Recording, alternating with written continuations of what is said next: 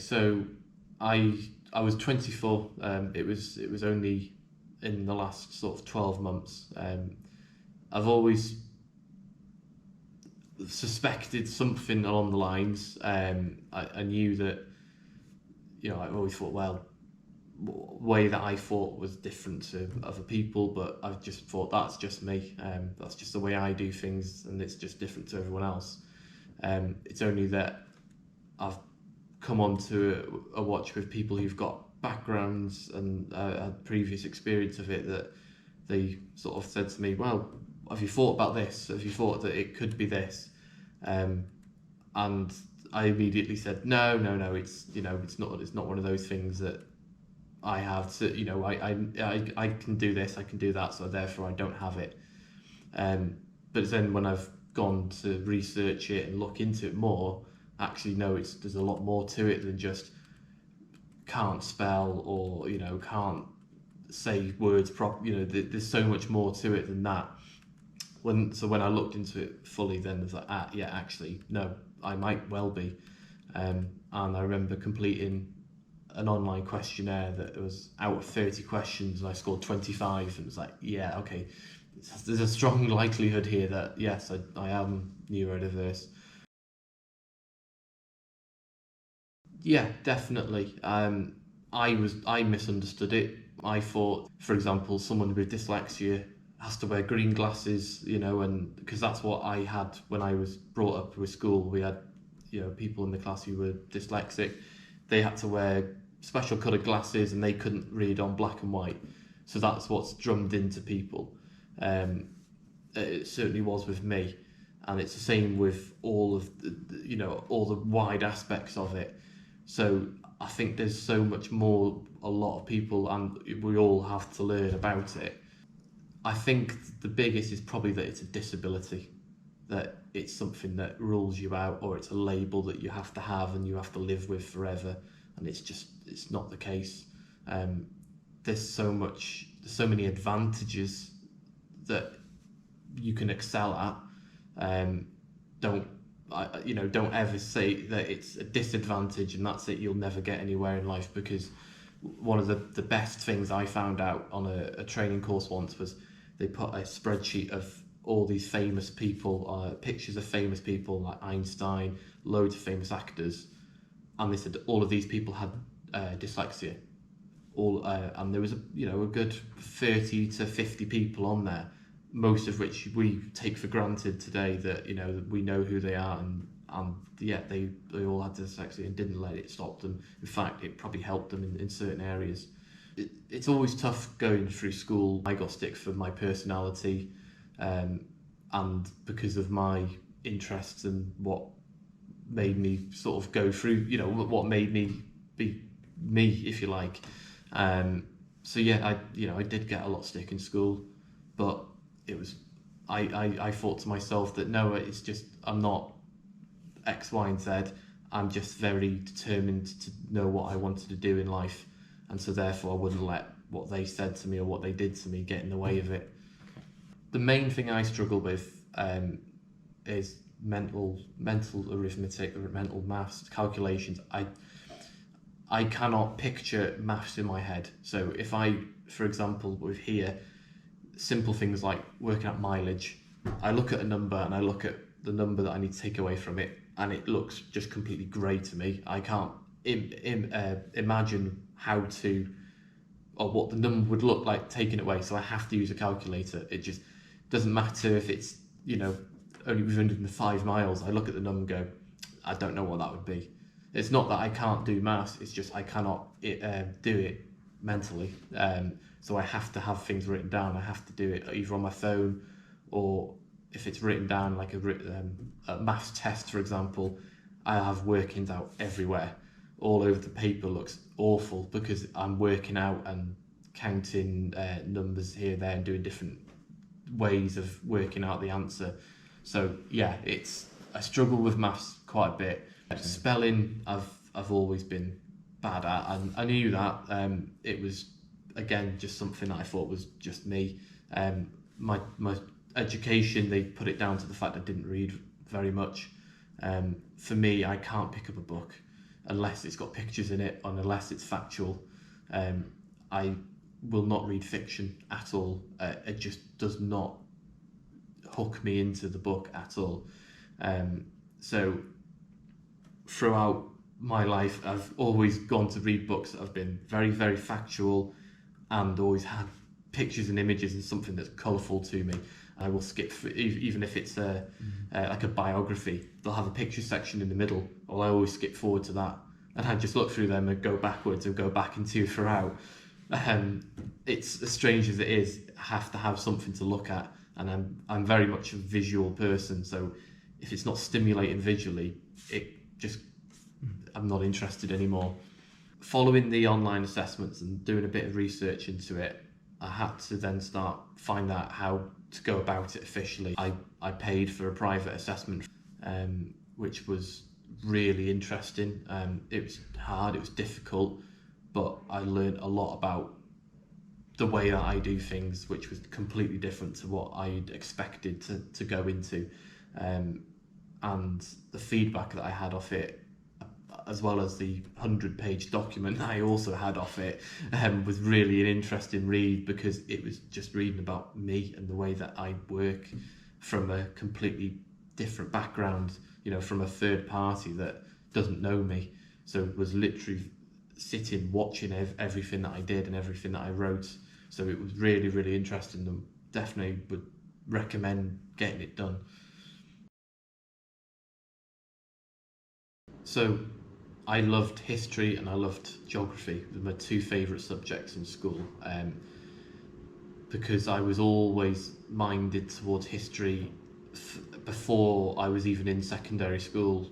I loved it in primary school, but with certain topics, so military history, warfare, that side of it, I was really into. So I loved it when we then went on to studying like the Second World War, for example.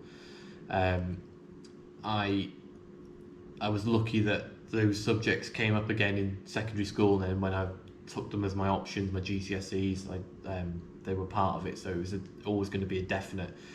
I think one of the reasons why I enjoyed it is because it's facts, it's dealing with information that has happened. I'm not writing fiction about anything, it's all fact, it's all true, and it was just it always interested me, and I was able to put my own knowledge in there, that stuff that I'd learned and researched previously, as opposed to just being taught something and then regurgitating it in an exam. I was able to go, right, this is what I've learned outside of school, and I can put it all together into my exam or into my work. If I've got a passion for it, I will go above and beyond where I need to be, if you like. Whereas stuff that I don't like, I will do the bare minimum to get the grade I needed to get, but the others I would go above and beyond. So for example, with my IT coursework, one of the tasks was to create a website. It only needs to be 8 pages. Mine was 57 pages.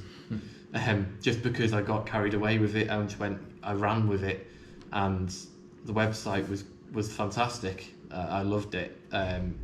But it was centered around my interests, my hobbies, and it was relevant to me, so therefore I carried on with it. And it was the same with the other, with history and geography as well.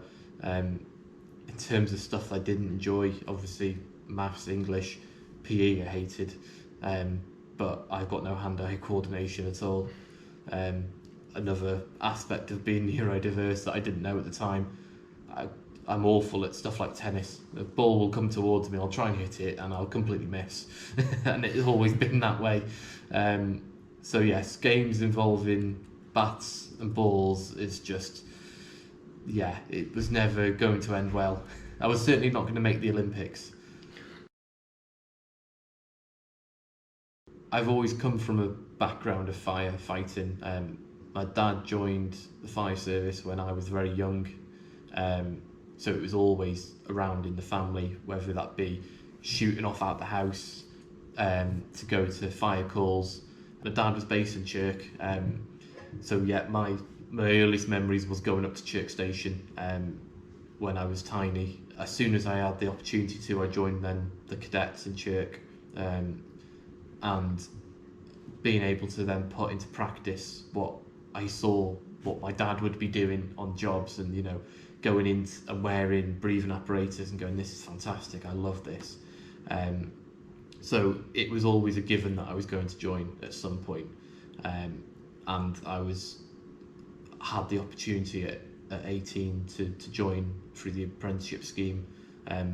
It was brand new out of the box, never been done before, and so I applied for it and luckily got in, and here I am now with it.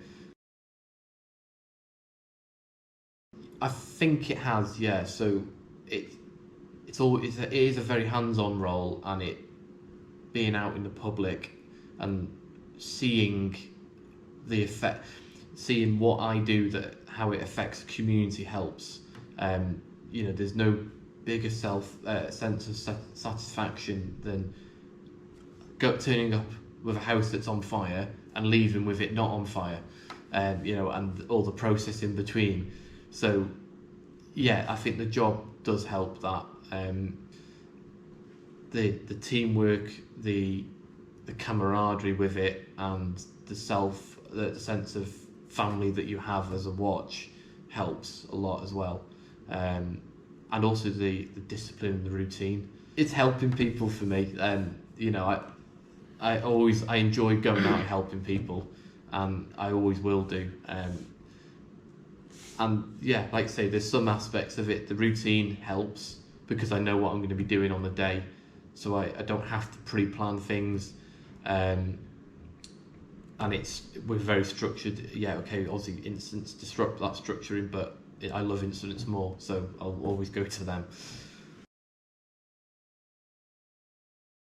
Throughout this, my watch and my line managers, my colleagues, and my friends have been absolutely fantastic throughout. Um, Most of them, it didn't come as a surprise at all to them, but they know me better than I do.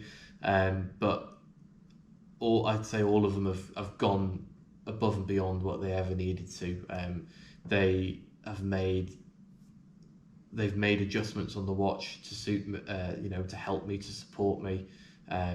They have they've just made my life a lot easier than where I would have been or where I could have been.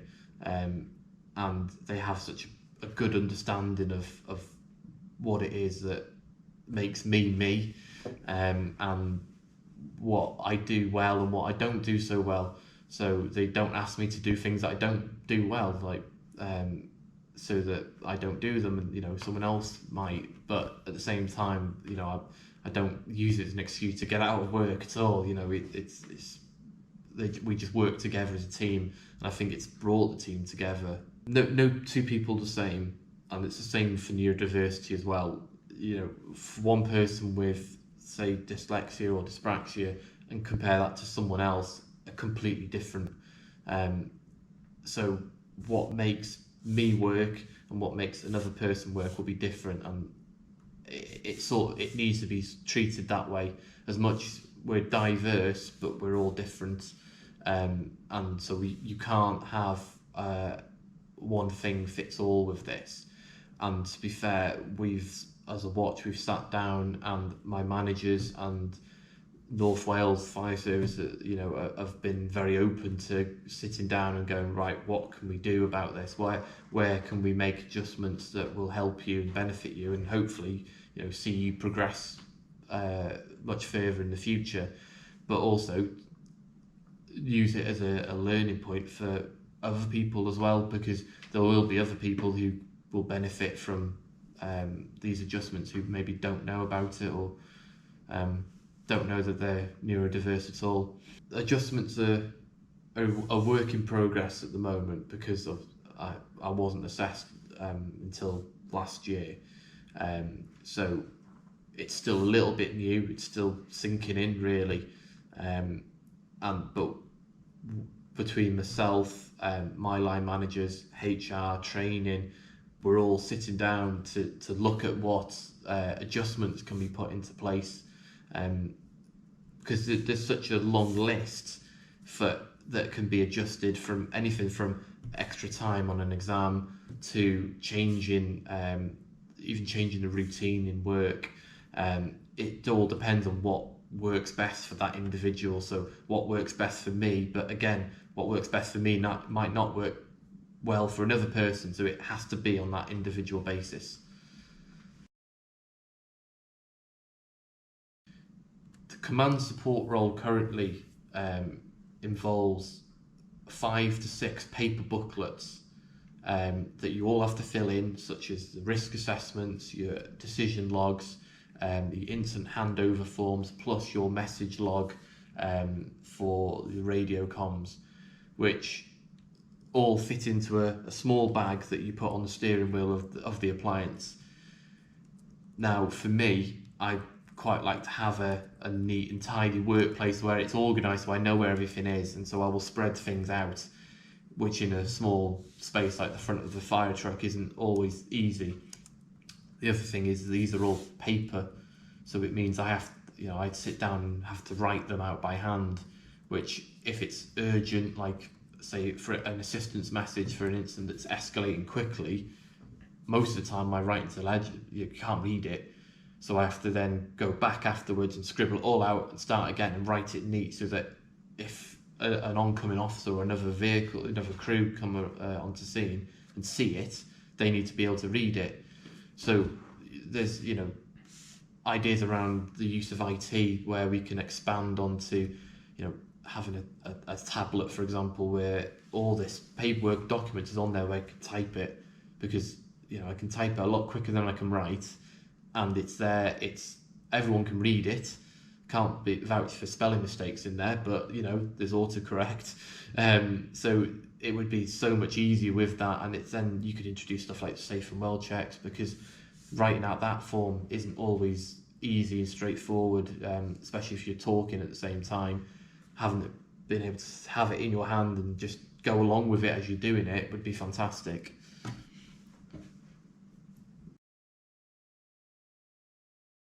I'd like to see myself going down in towards operations and the operations department.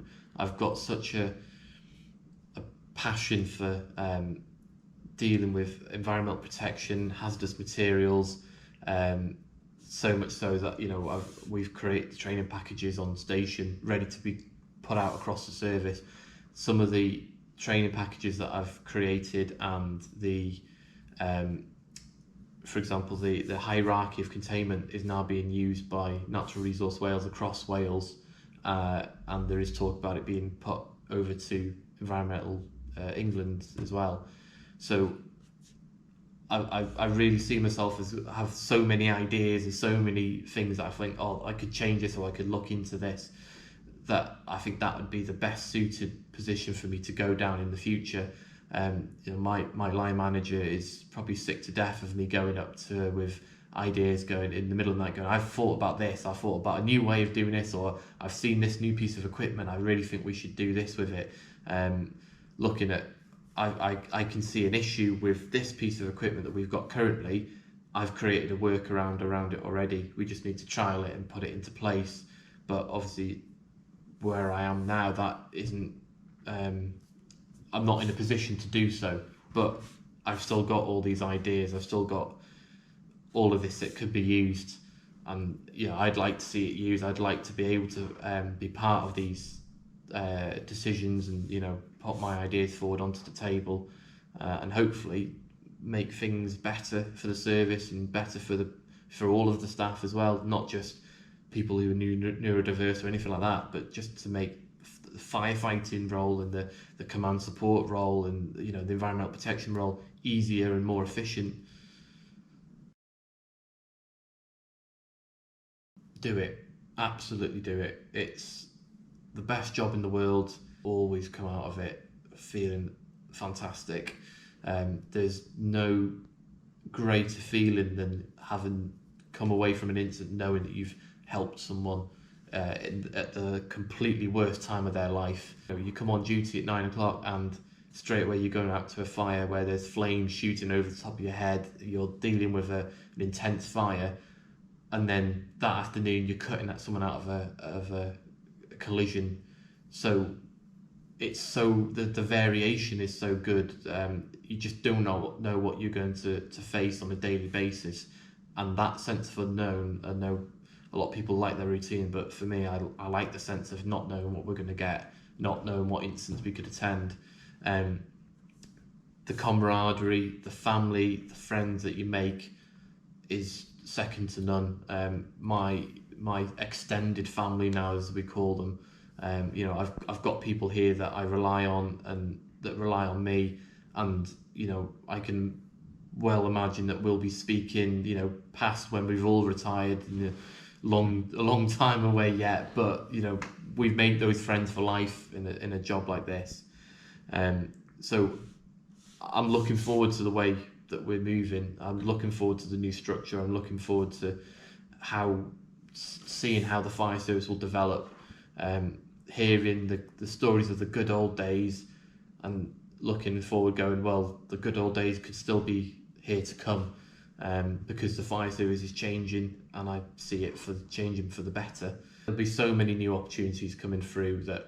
And roles and responsibilities that were never needed before that we do need now, because it's the environment that we're living in is changing. So yeah, my advice, definitely go and do it. Celebrate what's different about everyone. There's no point everyone being exactly the same. Celebrate everyone's differences. Show the passion that you've got, because it will benefit you. With that determination, that passion, who knows what can happen? Nothing's impossible.